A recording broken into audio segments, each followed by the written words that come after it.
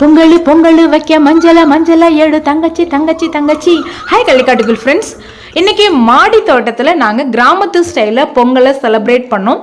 அந்த மாடி தோட்டத்தில் கொஞ்சமாக காய்கறிகளை பறித்து சாம்பார் வைக்கிறதாக இருக்கட்டும், அடுப்பு குட்டி பொங்கல் வைக்கிறதாக இருக்கட்டும், எல்லாமே கிராமத்து ஸ்டைலில் நாங்கள் என்ஜாய் பண்ணி நாங்கள் பொங்கல் வச்சோம். முதல்ல அந்த அடுப்புக்கு முன்னாடி தண்ணி தெளித்து கோலம் போட்டு அந்த அடுப்பை டெக்கரேட் பண்ணிக்கிட்டோம். கிராமத்தில் அப்படின்னா கீழே குழிப்பறித்து 3 மண் உருண்டைகளை வச்சு அடுப்பு ரெடி பண்ணுவாங்க. இப்போ அடுப்பு ரெடி பண்ணிவிட்டு அந்த பொங்கலுக்கு ஒரு சாம்பார் வைப்போம், கலப்பு சாம்பார் அப்படின்னு சொல்லிட்டு எல்லா காய்கறிகளையும் போட்டு கத்திரிக்காய், அவரைக்காய், முருங்கைக்காய், வாழைக்காய் எல்லாம் போட்டு ஒரு கலப்பு சாம்பார் வைப்போம். ஸோ பொங்கல் சாம்பாருக்காக மாடி தோட்டத்தில் கொஞ்சம் காய்களை நானும் என் பையனும் ஹார்வெஸ்ட் பண்ணி எடுத்துக்கிட்டோம். அதோட பொங்கலை தாளித்து எடுக்கிறதுக்கு பச்சை மிளகாய் நமக்கு தேவைப்பட்டது. கொஞ்சமாக ஒரு வடை செய்யலாம் அப்படின்னு சொல்லிட்டு என்னெல்லாம் எனக்கு இன்னைக்கு சமையலுக்கு தேவையோ அதெல்லாம் நான் என்னுடைய மாடி தோட்டத்திலேருந்தே ஹார்வெஸ்ட் பண்ணி எடுத்துக்கிட்டேன். இன்னைக்கு பொங்கலுக்காக நாங்கள் என்னெல்லாம் மாடி தோட்டத்திலேருந்து ஹார்வெஸ்ட் பண்ணிட்டு எப்படியெல்லாம் பொங்கல் வச்சு சாமி கும்பிட்டு ஜாலியாக பொங்கலை என்ஜாய் பண்ணோம் அப்படிங்கிறத இந்த வீடியோவில் நீங்கள் பார்க்க போகிறீங்க. தக்காளி பழம் பறிச்சாச்சு, முருங்கைக்காய் பறிச்சுக்கலாம் அப்படின்னு சொல்லிட்டு கொஞ்சம் முத்தின முருங்கைக்காய்களை பறித்தேன். இல்லை நான் தான் பறிப்பேன் அப்படின்னு சொல்லிட்டு எனக்கும் என் பையனுக்கும் ஒரே சண்டை. அவரும் சில காய்களை ஹார்வெஸ்ட் பண்ணாரு. இந்த மாதிரி ஃப்ரெஷ்ஷாக பொங்கலுக்கு தேவையான காய்கறிகளை நாங்கள் ஹார்வெஸ்ட் பண்ணி எடுத்துக்கிட்டோம். பொதுவாக பொங்கல் அப்படின்னா இயற்கைக்கும் சூரிய கடவுளுக்கும் நன்றி சொல்லக்கூடிய ஒரு விழா தான். நம்ம வீட்டில் விளைஞ்ச பொருட்களை வச்சு நம்ம பொங்கல் செலிப்ரேட் பண்ண போகிறோம். நீங்களும் ஜாலியாக இந்த வீடியோ என்ஜாய் பண்ணி பார்க்கலாம். குட்டி குட்டியாக விறகுகளை உடைச்சி பற்ற வைக்கிறதுக்கு ஏற்பாடு பண்ணினேன். மொத்தமாக ஒரு 5 விறகு தானே வச்சுருக்கேன். இதை வச்சுட்டு நீ பொங்கல் வைக்க போறியா அப்படின்னு தானே யோசிக்கிறீங்க. இதை வச்சு நான் பொங்கல் இல்லாமல் என்னென்ன டிஷ்ஷெல்லாம் செய்ய போகிறேன் அப்படிங்கிறத நீங்கள் பார்க்க தான் போகிறீங்க இந்த வீடியோவில். சரி, பொங்கலுக்கு முக்கியமானது மஞ்சள் கொத்து பறிச்சுட்டு வந்துடலாம், மாடி தோட்டத்தில் இருக்குன்னு சொல்லிட்டு ஒரு மஞ்சள் கொத்தை நான் வெடுக்குன்னு பிடிங்கிட்டேன். இல்லை நிறைய மஞ்சள் கிழங்குகளோடு இருக்கிறதா நான் பறிப்பேன் அப்படின்னு சொல்லிட்டு ரொம்ப ட்ரை பண்ணால் அது நல்ல வேர் ஊறிடுச்சு. மஞ்சள் பூத்த பிறகு தான் நான் ஹார்வெஸ்ட் பண்ணுவேன். ஸோ வாங்க ஒரு கொத்து போதும் அப்படின்னு. இல்லை நான் கிழங்கோட தான் மஞ்சள் கொத்தை பறிப்பேன், நீ சும்மா அப்படின்னு சொல்லிட்டு கடப்பாரோட எங்கள் வீட்டுக்கார் வந்தார். ஏங்க இருங்க, மஞ்சள் கொஞ்சம் ஊறட்டும், இந்த ஒரு மஞ்சள் கொத்து போதும் வாங்க அப்படின்னு சொல்லிட்டு அவரை சமாதானப்படுத்தி கூட்டிகிட்டு வந்துட்டேன். ஒரே ஒரு இது பிடுங்கினா போதும்.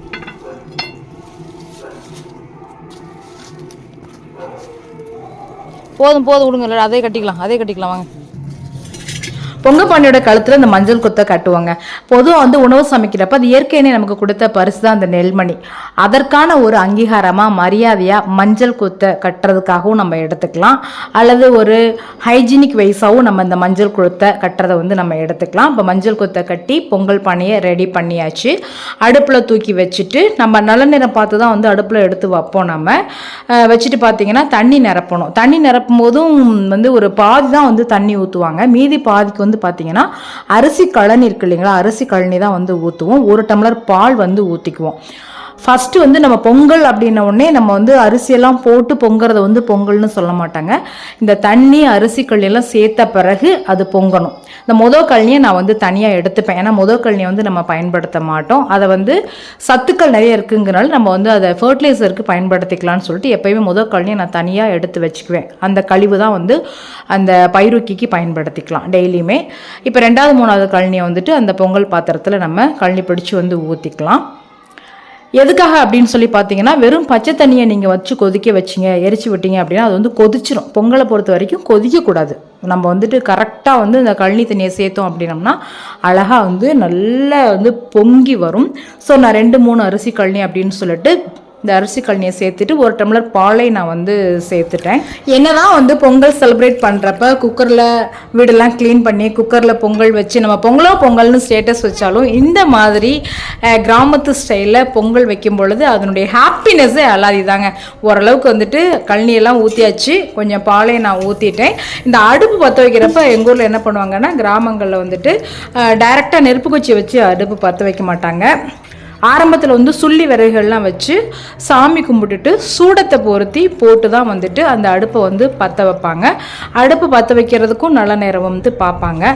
எல்லா நேரமுமே நல்ல நேரம் அப்படின்னு சொல்லி சொன்னாலும் பெரியவங்க இதை ரொம்ப ஸ்ட்ரிக்டாக ஃபாலோ பண்ணியிருக்காங்க. அதே மாதிரியே நானும் இந்த சுள்ளிகள்லாம் வச்சுட்டு ஒரு 3 சூடங்களை வச்சு பருத்தி அந்த சூடை வந்து பிடிச்சி எரியறப்ப அந்த சுள்ளி வந்து அப்படியே பிடிச்சிக்கும், அந்த அடுப்பு வந்து எரிய ஆரம்பிக்கும். ஸோ அந்த மாதிரி சாமியை கும்பிட்டுட்டு நாங்களும் வந்து பொங்கலுக்கான அடுப்பை வந்து பற்ற வைக்கிறோம். முதல்ல அந்த சூடத்தை வந்து பொறுத்துறோம். நாள் நல்ல நாள் எண்ணிதழில் எழுதும் இனிய கவிதை இன்பத்தேன் சிந்தும் நாள் இன்பத்தேன் சிந்தும் நாள் நாள் நல்ல நாள் அப்படியே பாடிக்கிட்டே கொஞ்சம் பெரிய பெரிய விறகெல்லாம் எடுத்து வச்சா கொஞ்சம் சீக்கிரம் பற்றிக்கும் அப்படிங்கிற நப்பாசையில் கொஞ்சம் பெரிய விறகு எடுத்து வைக்கிறேன். மொத்தமே 5 விறகு கிட்ட தான் வச்சுருக்கேன். ஏமா இந்த 5 விறகு வச்சுட்டு நீ பொங்கல் வைக்க போறியா அப்படின்னு தானே யோசிக்கிறீங்க. பாருங்க, அந்த 5 விறகு வச்சுட்டு நான் என்னென்ன டிஷ்ஷெல்லாம் செய்ய போகிறேன் அப்படின்னு சொல்லிட்டு அந்த பச்சரிசி கள்ளி பிடிச்சோம் இல்லைங்களா, அதோடய நான் ஏற்கனவே பாசிப்பருப்பு கொஞ்சம் கீழே வந்து ஸ்டவ்வில் வறுத்துட்டு வந்துட்டேன். பாசிப்பருப்பு வறுத்து போடுறப்ப பொங்கல் வந்து நல்லா வாசமாக இருக்கும். அதை வந்து நல்லா நான் ஊற வச்சிட்டேன். ஏன்னா இந்த பொங்கல் பொங்கின பிறகு தான் நம்ம அரிசியை வந்து உள்ளே வந்து போடுவோம். அதுக்கு முன்னாடி வந்து நம்ம அரிசியை வந்து போட மாட்டோம். இனிமே இந்தாப்பா உங்கள் பொறுப்பாச்சு அப்படின்னு சொல்லிட்டு எங்கள் வீட்டுக்கார்ட்டையும் என் பையன்கிட்டையும் அடுப்பை நல்லா எரிச்சு விடுங்க. நம்மக்கிட்ட மொத்தமே 5 விறகு தான்ப்பா இருக்குது, அதை வச்சு தான்ப்பா நம்ம பொங்கல் வைக்கணும், இன்னும் நிறைய டிஷ்ஷெல்லாம் செய்யணும்னு வேற சொல்லிட்டு இருக்கேன். அது என்னென்னு தானே பார்க்க ஆர்வமாக இருக்கீங்களா? சரி, ஓகே, பார்க்கலாம். அடுப்பை எரிச்சு விட்டுட்ருக்கான் என் பையன். அதுக்குள்ளே நம்ம ஒரு வேலையை பார்த்துடலாம். என்ன வேலை அப்படின்னா, கொஞ்சம் கருவேப்பிலையை பறிச்சுட்டு வந்துடலாம். கருவேப்பிலை நான் கீழே வீட்டு தோட்டத்தில் வச்சுருக்கேன். வெண்பொங்கல் தாளிக்கிறதுக்கு, சாம்பார் தாளிக்கிறதுக்கு கருவேப்பிலை வேணும் இல்லையா, ஃப்ரெஷ்ஷாக வந்து கருவேப்பிலையை வந்து பறிச்சாச்சு. அங்கே மாடியில் பொங்கல் பொங்குறதுக்குள்ளே நமக்கு ஒரு வேலை இருக்குது. அங்கிட்டு பொங்கல் வச்சுட்டு இருக்கப்பவே நம்ம மாடி தோட்டத்தில் பறித்த காய்கறிகளை வச்சுக்கிட்டு சாம்பார் வச்சிடலாம் அப்படின்னு சொல்லிட்டு எண்ணெய் கடுகு தாளிச்சிட்டு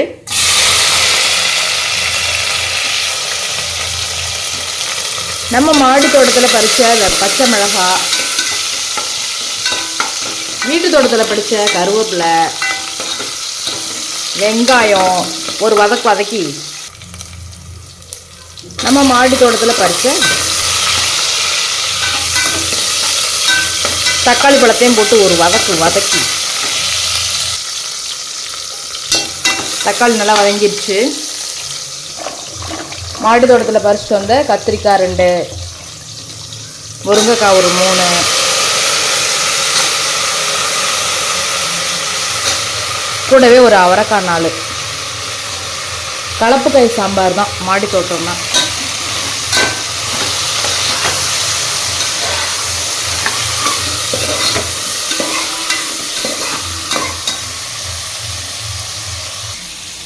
பருப்பு ஏற்கனவே வேக வச்சுட்டேன். ஜம்முன்னு சாம்பார் கூட்டி வச்சாச்சு.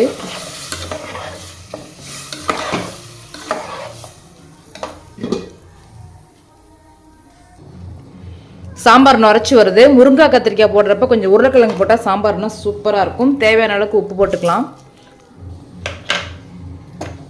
காரத்துக்கு தகுந்த மாதிரி மிளகாத்தூள், வீட்டில் அரைச்ச சாம்பார் மிளகாத்தூள் தான் இது.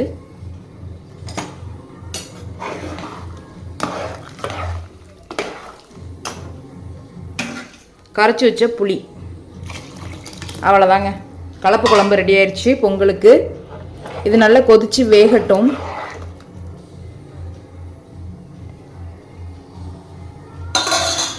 மூடி வச்சிடலாம்.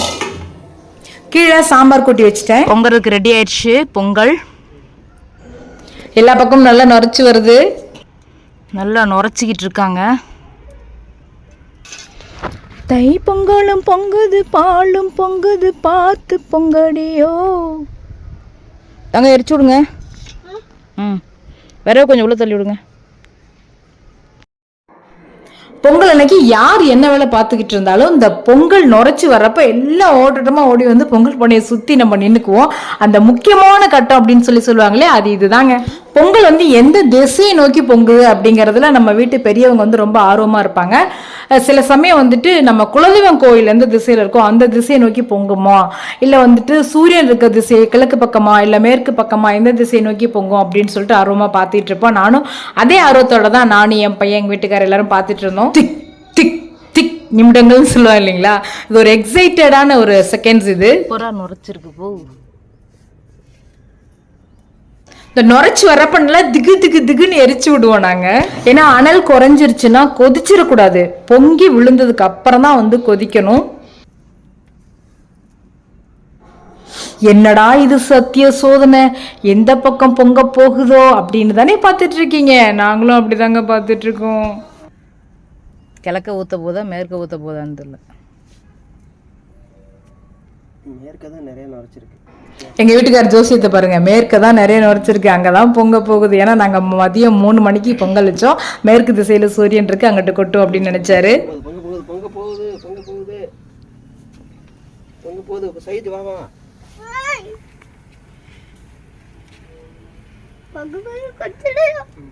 ஊற்றிச்சு. Ready ready ready. வடக்க தான் ஊற்றும் போல இருக்கு. வடக்க வடக்க வருது பாரு, வடக்க வந்துடுது பாரு, வடக்க வந்துருச்சு. பொங்கலோ பொங்கல், பொங்கலோ பொங்கல். அவ்வளோதான். பொங்கல் பொங்கின பிறகு அந்த தண்ணியை எடுத்து, அந்த பொங்கின தண்ணியை எடுத்து அப்படியே 3 முறை வந்துட்டு தீபாராதனை மாதிரி அந்த பொங்கல் பானையை சுற்றி நம்ம காட்டணும். அதுக்கு பிறகு அந்த எக்ஸஸாக இருக்கக்கூடிய தண்ணியெல்லாம் நம்ம ஒரு பாத்திரத்தில் கலெக்ட் பண்ணி வச்சுக்கலாம்.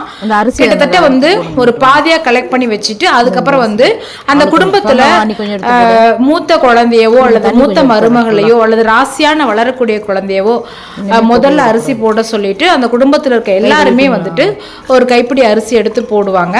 இப்போ பொங்கல் பானையில் அதிகப்படியாக இருந்த தண்ணியை வந்து நம்ம எடுத்து ஒரு பாத்திரத்தில் வச்சுக்கணும். ஏன்னா பின்னாடி வந்துட்டு தண்ணி பத்தலை அப்படிங்கிறப்ப இந்த தண்ணியை நம்ம பயன்படுத்திக்கலாம். இல்லை தண்ணி போதுமான அளவு இருக்குது அப்படின்னா இந்த தண்ணியை வந்து நம்ம அப்படியே வந்துட்டு சாம்பாருக்கு வேறு எதுக்காவது பயன்படுத்திக்கலாம். இல்லை ஆற வச்சு நம்ம விலங்குகளுக்கு, அதாவது பசுமாட்டு கூட நம்ம வைக்க முடியும்.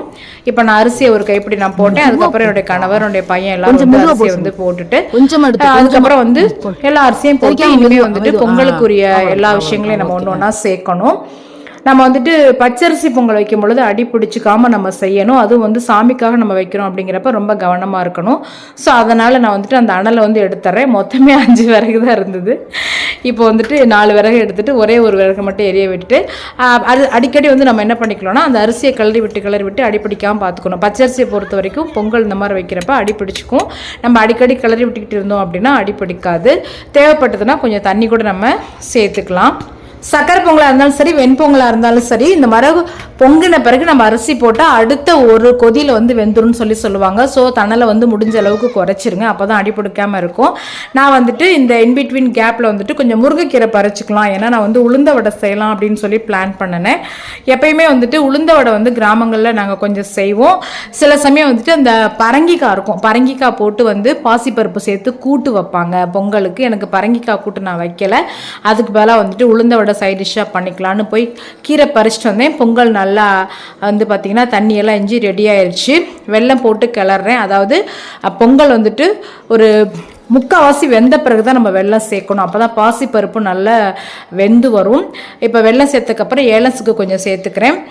ஒரு கிண்டிக்கலாம். விடாமல் கிண்டும் பொழுது அடி பிடிக்காமல் இருக்கும். அடி பிடிஞ்சிருச்சு அப்படின்னா ஒரு மாதிரி தீஞ்ச வாசம் வந்துடும். ஸோ நம்ம குக்கரில் செய்கிறது ஈஸிங்க. இந்த மாதிரி அடுப்பில் செய்கிறது பொங்கல் வந்து ரொம்ப கஷ்டம். அதுவும் அடி பிடிக்காமல் தீயாமல் வந்து நம்ம செய்யணும். இப்போ வந்துட்டு எண்ணெய் வந்து நம்ம ஒரு 2 ஸ்பூன் 3 ஸ்பூன் வந்து நம்ம ஊற்றிக்கலாம். நான் எண்ணெய் இது வரைக்கும் சேர்க்கவே இல்லை. திராட்சை முந்திரி ஏற்கனவே நான் வறுத்து வச்சுட்டேன் கீழவே. அப்போது திராட்சை முந்திரி வறுக்கிறதுக்கு 1 ஸ்பூன் விட்டு நான் வறுத்து வச்சுருந்தேன். இப்போ வந்துட்டு வெல்லம் போட்டாச்சு, ஏலசுக்கு போட்டுட்டு கொஞ்சம் டேஸ்ட்டுக்காக நெய் போட்டிருக்கோம். கிராமங்களில் அப்படின்னா நம்ம வீட்டில் கடைஞ்சி எடுத்த நெய் வந்து எங்கள் வீட்டில் எப்பயுமே இருக்கும். இப்போ வந்து திராட்சை முந்திரி வறுத்ததையும் கொட்டியாச்சு. பொங்கல் இப்போது ரெடி ஆயிடுச்சு. பொங்கலை இறக்கி வச்சுட்டு நம்ம சாமி கும்பிட்றதுக்கு தேவையான விஷயங்கள் எல்லாம் நீங்கள் போய் பாருங்கள் அப்படின்னு சொல்லி எங்கள் வீட்டுக்கார்கிட்ட நீங்கள் போய் படையலுக்கெல்லாம் ஏற்பாடு பண்ணுங்கள் அப்படின்னு சொல்லிட்டு பொங்கலை முடிச்சுட்டு அந்த இறக்க போகிறதுக்கு முன்னாடி அந்த பொங்கலை ஃபுல்லாக அந்த வாப்பாடு இருக்கு இல்லைங்களா, அதை ஃபுல்லாக நல்லா தடவி விட்டுட்டு தொடச்சி விட்டுட்டு அந்த ஈரக்கையில் எங்கள் அப்பா என்ன பண்ணுவாங்கன்னா அந்த சாம்பலை கொஞ்சம் தொட்டு அப்படியே வந்து திருநூறு மாற அந்த பொங்கலுக்கு வந்து இட்டுருவாங்க. இது வந்துட்டு எங்கள் கிராமங்களில் நாங்கள் பண்ணுறது. கிட்டத்தட்ட வந்து பொங்கல் வந்து சாமி படைக்க ரெடி ஆகிட்டாங்க.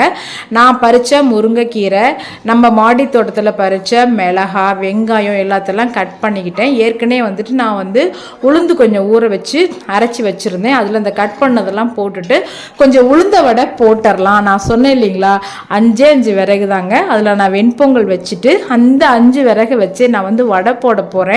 நமக்கு வந்து நிறைய அனல் வந்து தேவைப்படாது. ஒரு 5 குச்சி நம்ம ரெடி பண்ணி வச்சுக்கிட்டோம் அப்படின்னு சொன்னால் சூப்பராக பொங்கலை வந்து செலிப்ரேட் பண்ணிடலாம். வாங்க வடை போட்டுடலாம். இந்த டைமில் எங்கள் வீட்டுக்காரர் வந்துட்டு படையலுக்கு தேவையானது பூரா சாமி படைக்கிறதுக்கெல்லாம் ரெடி பண்ண ஆரம்பிச்சிட்டாரு.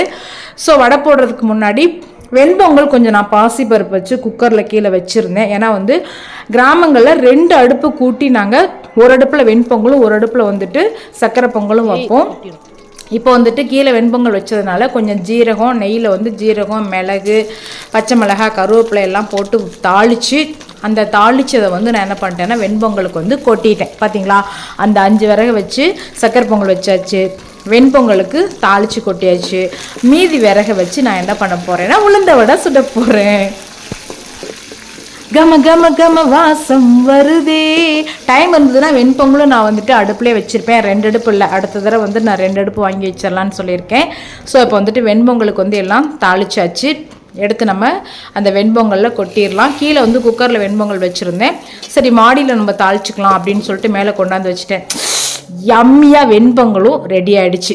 என் பையன் இந்த டைமில் ஏம்மா எனக்கு வந்து 2 நெல்லிக்காய் பறிச்சு கொடுமா அப்படின்னு சொல்லி நச்சு பண்ணி தொல்லை பண்ணிகிட்டு இருந்தான். இரு ஒன்று பறி நிறைய பறிக்காத. இந்தா கீழே போடுறியா? இந்தா அம்மா கொண்டு வா வா வா வா. மாடி ஓரத்தில் நின்று நெல்லிக்காய் பறிக்கணும். ஸோ அதனால் நானே பறித்து கொடுத்துட்டு இப்போ உளுந்த வடை போடலாம். ஏற்கனவே வந்துட்டு உளுந்த மாவோட நான் வந்து தேவையான முருங்கைக்கீரை, வெங்காயம், பச்சை மிளகாலாம் மிக்ஸ் பண்ணி வச்சுட்டு வந்திருந்தேன். ஸோ அதை எடுத்து உளுந்த வடை ரெடி பண்ணிக்கிட்டு இருந்தேன். அந்த பக்கம் எங்கள் வீட்டுக்கார் வந்துட்டு விளக்கெல்லாம் எடுத்து வச்சு சாமி படைக்கிறதுக்கு என்னெல்லாம் தேவையோ அதெல்லாம் வந்து அவர் ரெடி பண்ணிக்கிட்டு இருந்தார். உளுந்த வடை போட்டுட்டோம்னா அவ்வளோதான். வெண்பொங்கல் ரெடியாக இருக்குது, சக்கரை பொங்கல் ரெடியாக இருக்குது, உளுந்த வடையும் ரெடியாக இருக்குது, சாம்பாரும் வந்துட்டு ரெடி ஆயிரும். கீழே வந்து நான் சாம்பார் கலப்பு சாம்பார் கூட்டி வச்சுட்டு தான் வந்தேன். ஸோ எல்லாமே நான் வந்து ரெடி பண்ணிட்டேன். சாமி கும்பிடலாம் அப்படின்னு சொல்லிட்டு எல்லாம் எடுத்து வச்சிடலாம். போய் வந்து இலை கொஞ்சம் பறிச்சிட்டு வந்துடுங்க, இலை கொஞ்சம் அறுத்துட்டு வந்துடுங்கன்னு சொல்லி அவரை அனுப்பிச்சி விட்டேன். ஏம்மா நீ முதல்ல உளுந்த வடையை சுட்ட முடியுமா, அதுக்குள்ளே நான் எல்லாம் ரெடி பண்ணுறேன் அப்படின்னு சொல்லிட்டு விளக்கெல்லாம் எடுத்துகிட்டு வந்து வச்சுட்டு அவர் வந்துட்டு தீபாராதனைக்கு என்னெல்லாம் வேணுமோ அதெல்லாம் எடுத்து வச்சுக்கிட்டு இருந்தார். இந்த உளுந்த வடையில் வந்துட்டு நம்ம எப்போயுமே ஜீரக மிளகு மட்டும்தான் போடுவோம். நான் வந்து எப்போயுமே முருங்கைக்கீரை வந்து ஒரு கைப்பிடி போட்டுக்குவேன். ஏதாவது ஒரு கீரை வந்து கட் பண்ணி போட்டுக்குவேன். மாடி தோட்டம் இருக்கிறனால எனக்கு ஃப்ரெஷ்ஷாக வந்து கீரைகள் கிடைக்கும். ஸோ அதனால் வந்துட்டு உளுந்தக்கீரை, உளுந்த வடையோட உளுந்தக்கீரைன்னு சொல்கிறேன் பார்த்தீங்களா, உழைக்கிட்டு இருக்கிறேன் நான்.